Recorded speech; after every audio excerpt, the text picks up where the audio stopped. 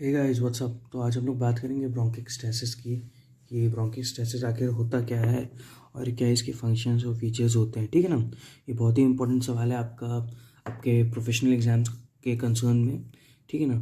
तो स्टार्ट करते हैं। तो ब्रोंकिकस्टेसिस इज डिफाइंड एज एबनॉर्मल। पहली बात तो ये एबनॉर्मल है। Abnormal and irreversible dilation of the bronchi and bronchioles. ठीक है ना। ये डिफाइन करते हैं हम इसको एबनॉर्मल और इरिवर्सिबल। ये इरिवर्सिबल और एबनॉर्मल डायलेशन होता है आपका एयरवेज का, मतलब कि dilation of the bronchi and bronchioles greater than 2 mm in diameter. ठीक है, ये भी इंपॉर्टेंट है। Greater than 2 mm in diameter. यहाँ पे क्या होगा, ब्रोंकाई या ब्रोंक्यूल्स का डायलेशन होगा greater than 2 mm in diameter, developing secondary to inflammatory weakening. ये सेकेंडरी हो जाएगा इन्फ्लेमेटरी वीकिंग के मतलब कि इन्फ्लेमेटरी वीकनिंग के सेकेंडरी हो जाएगा। क्या हो जाएगा ये, मतलब कि ठीक है ना, ये इन्फ्लेमेटरी वीकनिंग के सेकेंडरी हो जाएगा ऑफ द ब्रोंकियल वॉल। ठीक है, ऑफ द ब्रोंकियल वॉल। चाहे इसको इस तरह से भी डिफाइन कर सकते हैं, abnormal and permanent dilation, abnormal and permanent dilation of proximal and medium sized bronchiole। ठीक है ना, caused by destruction of muscular and elastic component of bronchial wall, caused by muscular and elastic destruction of bronchial wall। तो ये ज़्यादा better मेरे को definition मेरे को लग रही है। ठीक है ना, तो इसको भी देख लेते हैं हम लोग एक बार। Abnormal and permanent, abnormal and permanent dilation of proximal and medium dilation of the bronchi and bronchioles, abnormal and permanent dilation of the bronchi and bronchioles greater than 2 mm in diameter,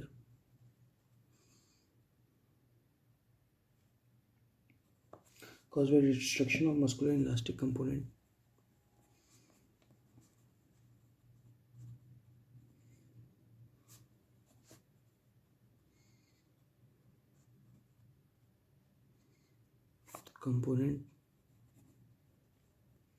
of the bronchial walls।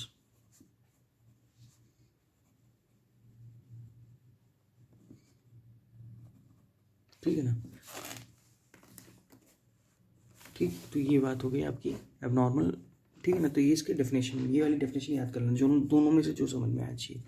ठीक है ना। तो क्या होता है ये abnormal and permanent dilation of bronchi और bronchial walls greater than 2 mm in diameter which develops caused by, मतलब कि ये डेवलप करता है या कॉज्ड बाय करता है वीकनिंग, मतलब कि caused by muscular and elastic destruction of muscular and elastic component of the bronchial walls. Muscular and elastic component bronchial walls के डिस्ट्रक्शन के बाद ये काम होता है। ठीक, एक किसको किसको इफेक्ट करता है, तो किसको किसको इफेक्ट करता है, तो आप क्या बताएंगे कि इस डिस्टल ब्रोंकाई को इफेक्ट करता है एंड ब्रोंक्यूल्स को इफेक्ट करता है beyond the segmental bronchi, segmental bronchi के बाद वाले चीज़ों को। ठीक, इन्फेक्शन यहाँ पे क्या होता है, इन्फेक्शन पहले होगा, पहले इन्फेक्शन होगा किसी भी चीज़ का। ठीक है ना, इन्फेक्शन होगा, फिर ऑब्स्ट्रक्शन होगा, फिर डायलेशन होगा। ठीक है ना, ये याद रखना है, ये ऑर्डर याद रखना। पहले इन्फेक्शन होता है, फिर ऑब्स्ट्रक्शन होगा, फिर डायलेशन होगा। ठीक है ना। जाए तो अगर दूसरे भी केस में अगर देख लिया जाए तो ऑब्स्ट्रक्शन हो सकता है, फिर इन्फेक्शन होगा, फिर डायलेशन। तो 2 केसेस बन सकते हैं। ठीक, क्या क्या 2 केसेस बन सकते हैं, पहले इन्फेक्शन हो, फिर ऑब्स्ट्रक्शन हो, फिर डायलेशन हो, या फिर पहले ही ऑब्स्ट्रक्शन हो जाए, फिर इन्फेक्शन हो, फिर डायलेशन हो। ठीक है ना, तो इस तरह से बात देख सकते हैं। ठीक, तो मोस्ट कैरेक्टरिस्टिक, इसकी most characteristic clinical manifestation of bronchiectasis is persistent cough with expectoration. यहाँ पे परसिस्टेंट कफ होगा विद एक्सपेक्टोरेशन, ये इसका मोस्ट कैरेक्टरिस्टिक क्लिनिकल मैनिफेस्टेशन है of copious amount, copious amount के जितना, मतलब। ठीक है ना। तो और of foul smelling purulent sputum, of copious amount of foul smelling purulent sputum यहाँ देखा जाएगा, ऑफ कोपियस अमाउंट ऑफ। तो क्या होता है, the most characteristic clinical manifestation of bronchiectasis is persistent cough with expectoration of copious amount of foul smell and purulent sputum. ये यहाँ पे फाउल स्मेल उसकी रहेगी और पुरुलेंट उसका स्पूटम रहेगा। पुरुलेंट मतलब पस्ट्री डिस्चार्ज वाला। ठीक है ना, उसकी फाउल स्मेल रहेगी, पुरुलेंट स्पुटम रहेगा, cough with persistent cough with expectoration वहाँ पे देखने को मिलेगा। तो पोस्ट इन्फेक्शियस केसेस में क्या होता है, post infectious cases commonly develop in childhood and early life.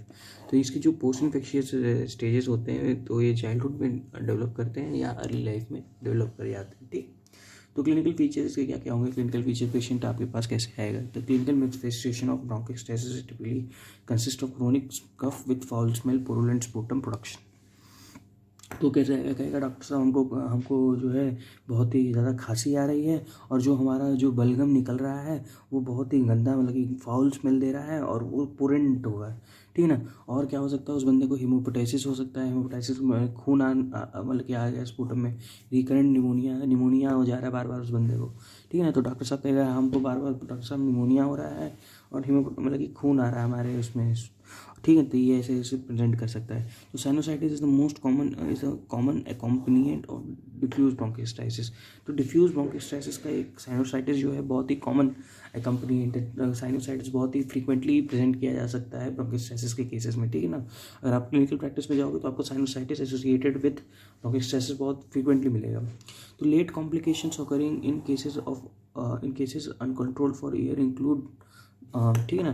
तो इसके लेट कॉम्प्लिकेशंस क्या क्या होंगे, late complications occurring in cases uncontrolled for year include development of clubbing fingers में क्लबिंग देखने को मिल जाएगा कि अगर इसको छोड़ दिया गया ऐसे ही, हमने ट्रीट नहीं किया ब्रोंकोस्टाइटिस, तो क्या क्या हो जाएगा। तो क्लबिंग इन फिंगर्स देख लोगे, मेटास्टेसिक एब्सेस देख लोगे, और ठीक है ना, मेटास्टेसिक एब्सेस हो गया आपको, ठीक है।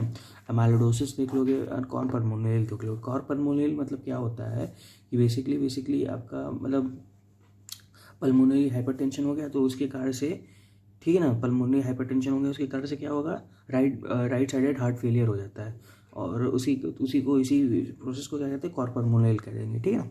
तो क्या होता है कि लेट कॉम्प्लिकेशंस इसकी क्या क्या होती है, इसके क्या क्या होते हैं, कॉर्परमोनेल हो सकता है, क्लबिंग ऑफ फिंगर्स हो सकता है, मेटास्टेसिक एब्सेसिस हो सकता है, ठीक है ना, मेटास्टेसिक एब्सेसिस और या अमाइलोडोसिस भी हो सकते हैं। अब इसकी एटियोपैथोजेनेसिस की बात करेंगे, ठीक है ना।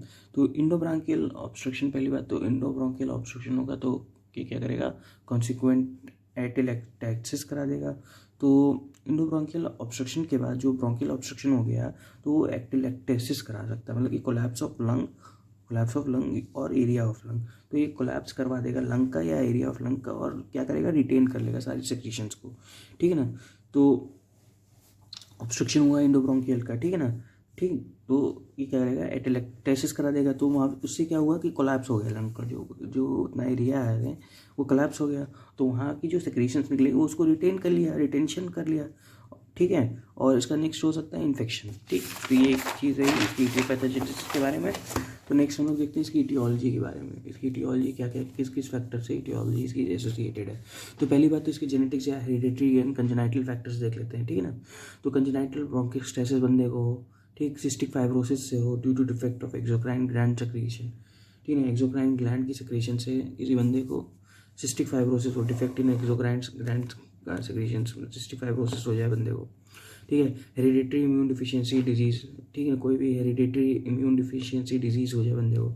इमोटाइल सीलिया सिंड्रोम, ठीक, immotile cilia syndrome that includes Kartagener's syndrome, ठीक है ना। तो ये इसके साथ कार्टाजिनस सिंड्रोम जो होता है बहुत ही ज़्यादा ब्रोंकोस्टाइटिस के साथ प्रेजेंट करता है। तो ये बेसिकली क्या होता है, यहाँ पे इनफर्टिलिटी एंड हेयर प्रॉब्लम आप मतलब कि देखोगे, पेशेंट में देखोगे, लेकिन आपको क्या क्या जानना है कि हाँ इस बंदे में जो है ब्रोंकोस्टाइटिस होता है, साइनोसाइटिस हो सकता है। Sinusitis the most common feature associated with क्या, आपके ब्रोंकोस्टाइटिस में, ठीक है ना। और ब्रोंकोस्टाइटिस के अलावा क्या देखेंगे, साइनोसाइटिस देखेंगे और साइनस इन्वर्टर्स देखेंगे, ठीक है ना। साइनस इन्वर्टर्स में राइट का लेफ्ट हो, ये वाला याद रखना, ठीक है, उल्टा पुल्टा हो जाता है सब, ठीक, और इनफर्टिलिटी हो जाएगा।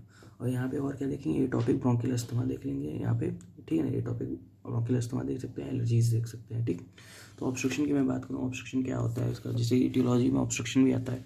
तो फॉरेन बॉडी से भाई कोई ऑब्स्ट्रक्शन हो गया, ठीक है, कोई भी फॉरेन बॉडी से ऑब्स्ट्रक्शन हो गया, कोई भी इंडोब्रोंकियल ट्यूमर से ऑब्स्ट्रक्शन हो गया, क्या करेगा, ये कंप्रेशन करेगा किसका, लार्ज हाइलर लिम्फ नोड का ऑब्स्ट्रक्शन करेगा एंड पोस्ट इन्फ्लेमेटरी स्कारिंग करा देगा, ठीक है ना। ये क्या कराएगा कि कंप्रेस कर देगा लार्ज हाइलर लिम्फ नोड को एंड पोस्ट इन्फ्लेमेटरी स्कारिंग करा देगा, ठीक। और इसकी सेकेंडरी कॉम्प्लिकेशन क्या क्या होंगी, इसकी सेकेंडरी कॉम्प्लिकेशन क्या क्या होंगी, नेक्रोटाइजिंग निमोनिया, नेक्रोटाइजिंग निमोनिया हो सकती है सेकेंडरी कंडीशन, जो कि होती है स्टेफाइलोकोकल के कारण, स्टेफाइलोकोकल सुपरेटिव निमोनिया के कारण, ठीक है ना। और दूसरी हो सकती है ट्यूबरकुलोसिस, ठीक है ना। तो इसकी कुछ कुछ मतलब कि कॉम्प्लिकेशंस होंगी। ये तुम्हारा ये नेक्रोटाइजिंग निमोनिया हो सकता है, या क्या हो सकता है, ट्यूबरकुलोसिस हो सकता है, ठीक है ना। तो नेक्स्ट बात करेंगे इसकी मॉर्फोलॉजी के बारे में। मॉर्फोलॉजी कैसे इसकी प्रेजेंट करेंगे। तो लंग्स में भी इन्वॉल्व डिफ्यूजली और सेगमेंटली। लंग्स जो हैं डिफ्यूजली इन्वॉल्व कर सकते हैं या सेगमेंटली मतलब कि इन्वॉल्व कर सकते हैं। डिफ्यूज या सेगमेंटल इन्वॉल्वमेंट ऑफ लंग हो जाएगा, मतलब कि पूरा या सेगमेंटल थोड़ा सेगमेंट के फॉर्म में, ठीक है ना, मतलब कि इन्वॉल्व हो जाएगा, ठीक। तो और क्या होगा, bilateral involvement of lower lobes occur more frequently. Bilateral जो है लोअर लोब्स का इन्वॉल्वमेंट ज़्यादा देखेंगे, यहाँ पे बायलेटरल इन्वॉल्वमेंट होता है, ठीक है, bilateral involvement of lower lobes, ठीक। लंग्स जो है डिफ्यूजली एंड सेगमेंटली दोनों तरीके से देखेंगे अपन, ठीक है, डिफ्यूजली देखेंगे या सेगमेंटली देखेंगे। एंड जो बायलेटरल इन्वॉल्वमेंट होता है लोअर लोब्स का वो देखेंगे मोर फ्रिक्वेंटली, वो देखने को मिलता है bilateral involvement of lower lobes, ठीक है ना। तो vertical air passage of left lower lobes affect more than right. तो जो होता है वर्टिकल जो एयर स्पेसेस होते हैं लेफ्ट लोअर लोब के, वो मोर अफेक्टेड होते हैं राइट से, ठीक है ना। क्योंकि याद रखना कि इस चीज़ को कि हाँ वर्टिकल एयर स्पेसेस जो है मोर अफेक्टेड होते हैं, याद करने की चीज़ है, ठीक है, लेफ्ट लोअर लोब के, ठीक। Pleura is usually fibrotic and thickened with adhesions to chest wall. Pleura जो होगी यूजली फाइब्रोटिक होगी, थिकेंड होगी, अगर थिकेंड होगी तो क्या भाई वो ज़्यादा एडिशन करेगी चेस्ट वॉल से, ठीक है ना। तो ये चीज़ हो गई, ठीक। लंग्स में भी क्या है, लंग्स क्या है, इन्वॉल्व करते हैं सेगमेंटली और डिफ्यूजली, और bilateral involvement of lower lobes occurs more frequently, ठीक है। बायलेटरल इन्वॉल्वमेंट हो जाता है लोअर लोब्स का मोर फ्रीक्वेंटली, और vertical air spaces of left lower lobe affect more than right. Pleura is usually fibrotic, thickened and adhesions to chest wall, ठीक। अब next क्या देखेंगे, इसमें डायलेटेड कुछ डायलेटेड एयरवेज होते हैं। तो डायलेटेड एयरवेज कैसे कैसे हो सकते हैं, एक सिलेंड्रिकल हो सकता है, एक फ्यूजिफॉर्म हो सकता है, एक सेक्युलर हो सकता है, एक वेरिकोज हो सकता है, ठीक है ना। डायलेटेड एयरवेज क्या क्या हो सकते हैं, सिलेंड्रिकल, फ्यूजिफॉर्म, सेक्युलर या वेरिकोज, ये सारे हो सकते हैं, ठीक है ना। क्या क्या इसके, ये क्या क्या डायलेटेड एयरवेज कैसे कैसे हो सकते हैं, वेरिकोज, फ्यूजिफॉर्म, सेक्युलर या सिलेंड्रिकल, ठीक है।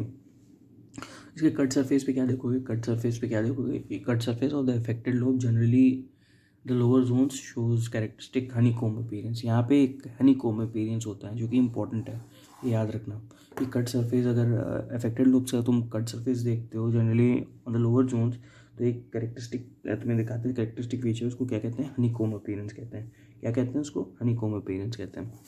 तो नेक्स्ट मैं बात करूँगा इसकी माइक्रोस्कोपी, अरे थोड़े से और इसका मॉर्फोलॉजी बचा है। तो bronchi are extremely dilated to the pleura. तो ब्रोंकाई जो होते हैं एक्सटेंसिवली जो है डायलेटेड होते हैं प्लूरा से, ठीक है ना। और ल्यूमिना फिल्ड विद म्यूकस और म्यूकोपस। ल्यूमिना जो होते हैं उसके म्यूकस से भरे हुए होते हैं, म्यूकोपस से। Intervening lung parenchyma is reduced and fibrotic. जिसका लंग पैरेकाइमा होता है इंटरवीनिंग, ये रिड्यूस्ड होता है या फाइब्रोटिक होता है, ठीक है ना। इसका माइक्रोस्कोपी की एग्जामिनेशन के बारे में बात करूँ, ठीक।